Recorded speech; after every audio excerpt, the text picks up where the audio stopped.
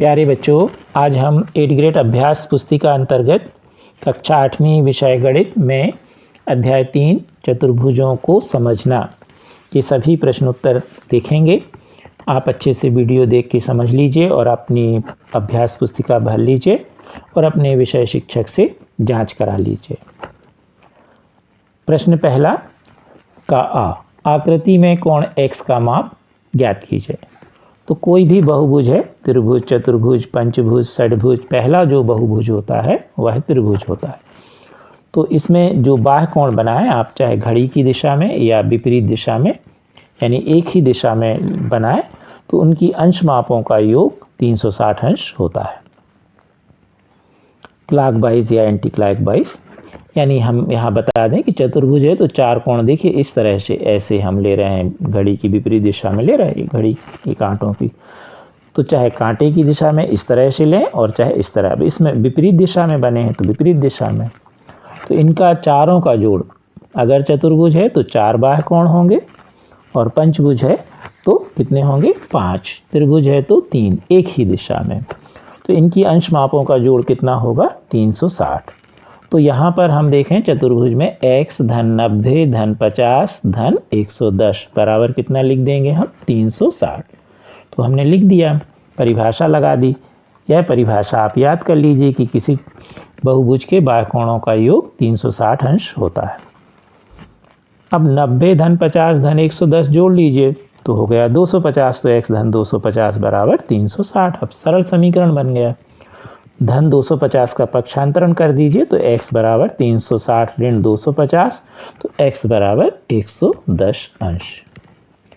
अब इसका हम बा सवाल देखें और इसमें 2 सवाल चित्र आकृतियां बनी हैं, तो दोनों आकृतियों को देखें और त्रिभुज बना है पहले में, तो 3 बाह्य कोण होंगे और इन तीनों बाह्य कोणों को हम जोड़ के बराबर में 360 लिख देंगे।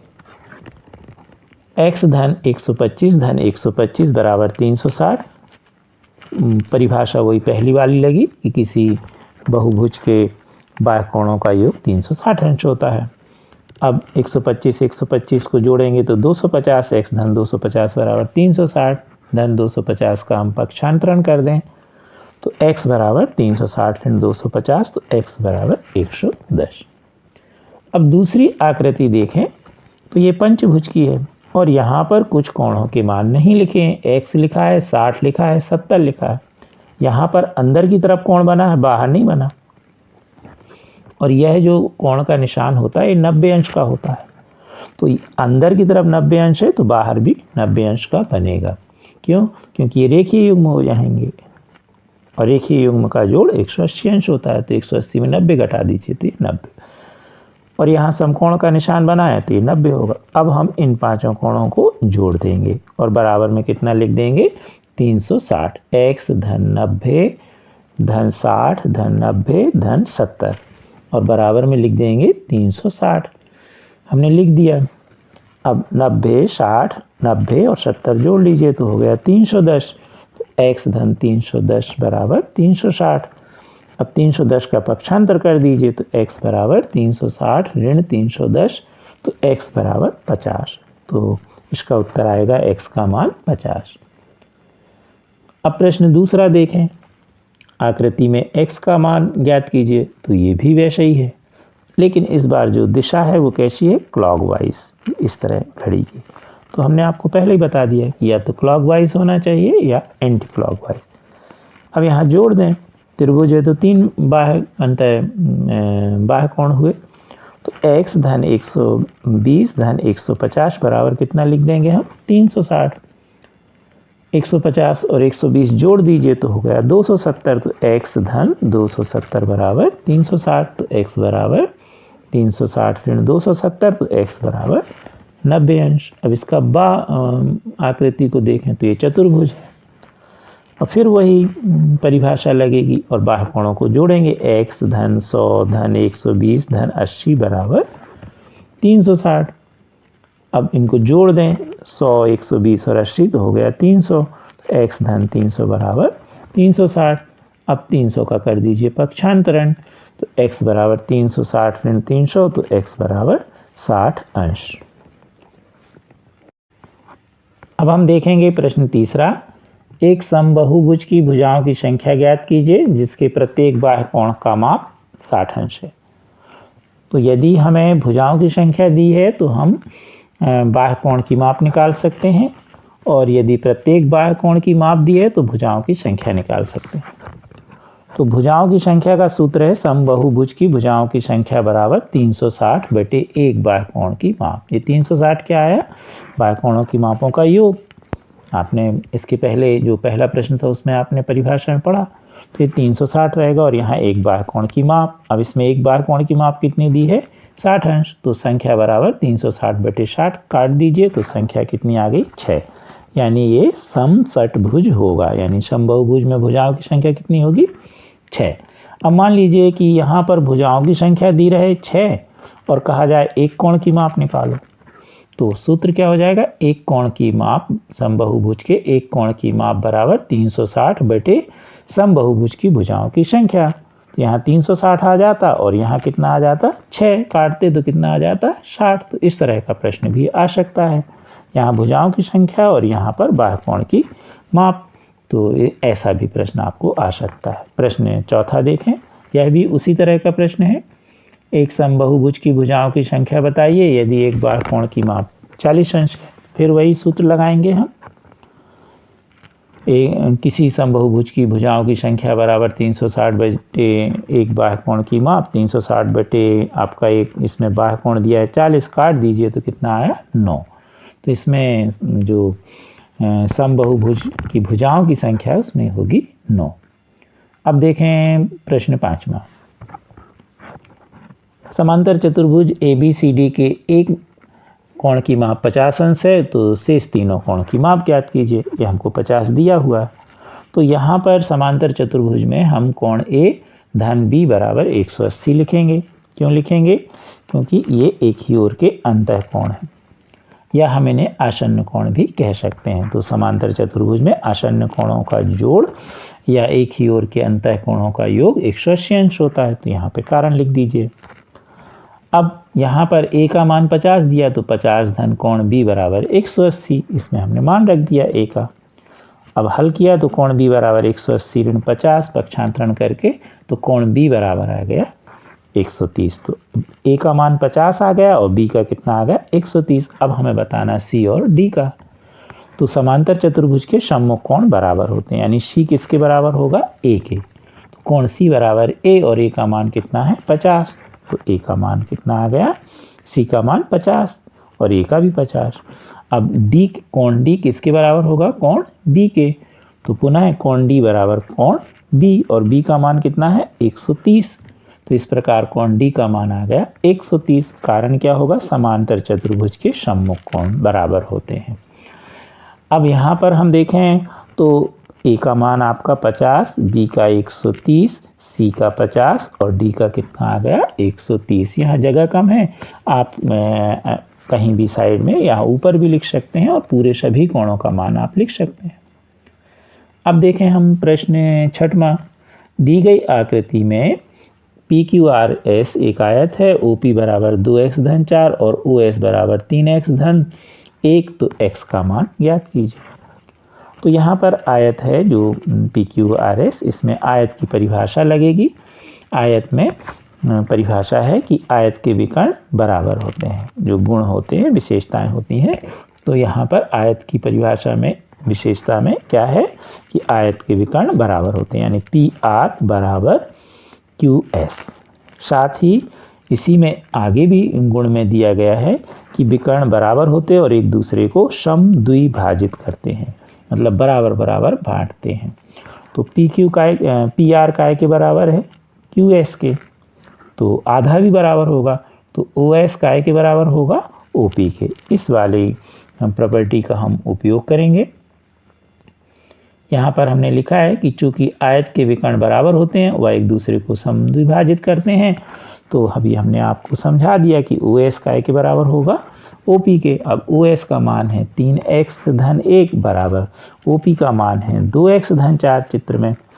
तो इस तरह से हम इसका मान रख देंगे। ये देख रहे हैं आप कि OS का मान है 3x धन 1 और OP का है 2x धन 4। अब हम इसको सरल समीकरण के रूप में हल कर लें। 2x का पक्षांतर बाईं ओर और धन 1 का दाहिनी ओर।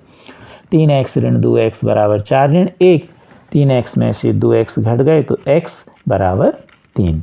यहाँ पर आंसर आएगा, उत्तर आएगा 3। अब देखेंगे हम प्रश्न 7वां। ABCD एक आयत है और x का मान ज्ञात कीजिए। यहाँ पर आप आयत में देख रहे हैं सभी जगह कोण का मान x लिखा है। अब आयत ABCD या चतुर्भुज के बहुत सारे प्रकार होते हैं, आपको पुस्तक में दिया गया है। आपको जो विषय शिक्षक हैं वो बता देंगे।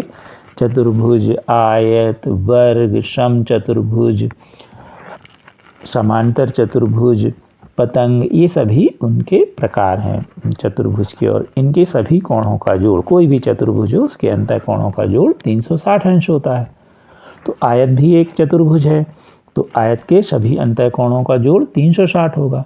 तो हमने कोण A धन कोण B धन कोण C धन कोण D बराबर 360 लिख दिया। कारण लिख दिया कि चतुर्भुज के चारों अंतर कोणों का योग 360 होता है। अब हम ABCD के मान रख दें, सभी जगह x लिख दें। x धन x धन x धन x बराबर 360। तो 4x बराबर 360, तो x बराबर 360 बटे 4 काट दीजिए, तो x बराबर 90 अंश। और ये उसका आयत के एक गुण भी है कि आयत के प्रत्येक कोण बराबर होते हैं और 90 अंश के होते हैं। तो ये सिद्ध भी हो गया।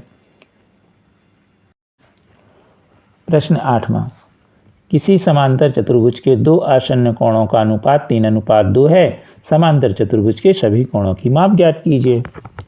तो हम कोई भी जब भी अनुपात में दिया हो तो हम उसे x मान लेते हैं या कोई भी चर के साथ मान लेते हैं। तो मान लीजिए कि एक समांतर चतुर्भुज है ABCD और आसन्न कोण A और B। A का मान है 3x और B का मान है 2x, ये हमने मान लिया। तो दो आसन्न कोण A बराबर 3x और B बराबर 2x, इसके अनुसार ले लिया। आपको मालूम है कि अनुपात के रूप में जो होता तो इस तरह से हम मानते हैं। यहाँ 3 है तो 3x और यहाँ 2 है तो 2x, x कोई चर है। अब यहाँ पर हम देखें आसन्न कोणों का जोड़ कितना होता है, 180 अंश। इसके पहले वाले प्रश्न में आपने देखा तो कोण A धन कोण B बराबर 180 अंश। दो आसन्न कोणों का जोड़ ले लिया अपन ने। अब A का मान रखेंगे हम 3x धन B का मान 2x बराबर 180। 3x धन 2x बराबर 5x बराबर 180, तो x बराबर 180 बटे 5 काट दीजिए, तो x का मान आ गया 76। अब कोण A हमने कितना माना था, 3x। तो कोण A बराबर 3x बराबर 3, कोष्टक में x का मान 36 रख दीजिए, गुणा कर दीजिए 3 का, तो आ गया 108। कोण A का मान 108। अब B बराबर हमने कितना माना है, 2x, तो हमने 2x लिख दिया। 2 कोष्टक में 36 लिख दिया, x का मान रख दिया, गुणा किया तो 72। तो कोण A आ गया हमारे पास 108 अंश, कोण B आ गया 72। अब आप जानते हैं कि जो समांतर चतुर्भुज है उसके सम्मुख कोण भी बराबर होते हैं। तो कोण C बराबर होगा कोण A के। A का मान 108 है तो C का मान 108 होगा। और कोण D काय के बराबर होगा, B के, और B का मान कितना है, 72। तो सभी कोण मिल गए हमें। A का मान 108, B का 72, C का 108 और D का 72। अब देखेंगे हम प्रश्न 9वां। किसी चतुर्भुज PQRS की आसन्न भुजाएं 4 सेंटीमीटर और 7 सेंटीमीटर हैं, तो परिमाप ज्ञात कीजिए। तो समांतर चतुर्भुज की परिभाषा में है कि समांतर चतुर्भुज की सम्मुख भुजाएं समांतर और बराबर होती हैं। तो ये सम्मुख भुजाएं बराबर भी होंगी, तो यहाँ पर हम इसी गुण का उपयोग करेंगे। तो इस समांतर चतुर्भुज में PQ काय के बराबर होगी, RS या SR के, और QR काय के बराबर होगी, PS के। तो यहाँ पर हमने लिख भी दिया, यहाँ 7 लिख दिया और यहाँ 4। अब परिमाप निकालना तो सभी भुजाओं का योग निकाल देंगे तो हमारी परिमाप आ जाएगी। यहाँ पे हमने लिखा है चूंकि समांतर चतुर्भुज की सम्मुख भुजाएं बराबर होती हैं, तो PS बराबर QR बराबर 4 सेंटीमीटर और SR बराबर PQ बराबर 7 सेंटीमीटर। अब चतुर्भुज PQRS की परिमाप बराबर चारों भुजाओं को जोड़ दीजिए, PQ धन QR धन RS धन SP। इस तरह से यहाँ से ले ली, पहली भुजा PQ धन QR धन RS धन SP। मान रख दीजिए 7 धन 4 धन 7 धन 4। अब रख के और इनको जोड़ दीजिए, तो इन सबको जोड़ने पर कितना मिला 22। तो परिमाप होगी 22 सेंटीमीटर। परिमाप की इकाई सेंटीमीटर, मीटर, जो भी आपको इकाई दी है उसके अनुसार होगी। प्रश्न 10वां, आकृति ABCD एक समांतर चतुर्भुज है, x और y का मान निकालिए। यहाँ भी उसी गुण का उपयोग होगा कि समांतर चतुर्भुज की सम्मुख भुजाएं बराबर होती हैं। तो यहाँ पर हम AB बराबर किसके ले लेंगे, DC के। हमने लिख दिया है चूंकि समांतर चतुर्भुज की सम्मुख भुजाएं बराबर होती हैं, तो हमने समांतर चतुर्भुज ABCD में AB बराबर काय के ले लिया है हमने, DC के। अब AB का मान है 5y धन 1 और बराबर लिख देंगे 26 और इसे हम हल कर देंगे। तो ये हो गया 5y धन 1 बराबर 26, धन 1 का पक्षांतर कर दीजिए।